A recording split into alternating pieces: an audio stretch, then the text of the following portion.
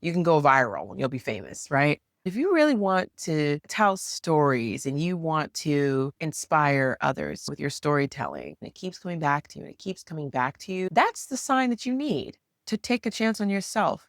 Hey, Scene Stealers, I wanted to come on today and do a video that's a little bit different from all my other videos, very unscripted, very unplanned, and just talk about dreams and goals and what it means for us as actors, as creatives, as artists to chase our dreams and to take that leap of faith and to really believe in yourself because things have been so slow.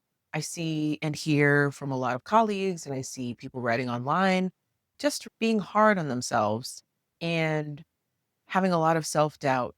None of us got into this career to be safe. Although it is a very hard industry to understand and to demystify, that's the whole point of this channel, which may have led one to believe that it was going to be all glitz and glamour. If you are still here after realizing it is not all glitz and glamour, there's something deeper down inside of you, inside of me, inside of all of us that is a really strong calling, and you answer that calling and honor yourself in the best way that you know how to. Find a way to be creative. You don't have to rely on other people for it. You can make your own work. You don't have to beat yourself up for not getting the job. That wasn't your job. That wasn't for you. There's other opportunities out there. Keep trying, keep going. I really believe all this time that I've been here in New York, the thing that has been the most helpful to me, it's not being talented or having the best training. It has been resiliency and belief in myself. There was a time where I had a lot of day job stress. I look back at that time now and I always thought I was going to come back to acting. I just really needed a push. And I have the artist's way to thank for that.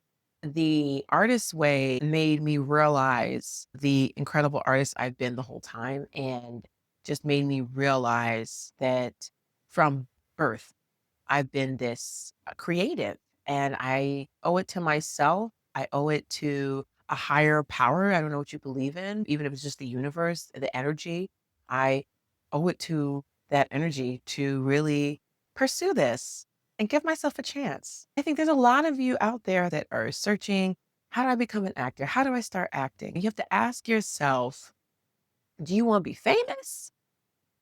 Or do you really want to tell stories? Do you want to use your instrument, your body, to tell stories to uplift others? And once you figure that out, because if you want to be famous, just start a YouTube channel and I don't know, go on Instagram. It's much easier in a sense. You can go viral and you'll be famous, right? But if you really want to tell stories and you want to inspire others with your storytelling, and it keeps coming back to you and it keeps coming back to you, that's the sign that you need to take a chance on yourself. We spend a lot of time looking outward and focusing on others. And I think just the ways that society is set up to go to school, get a job, work for other people, it's all about everything else. What do you want to do?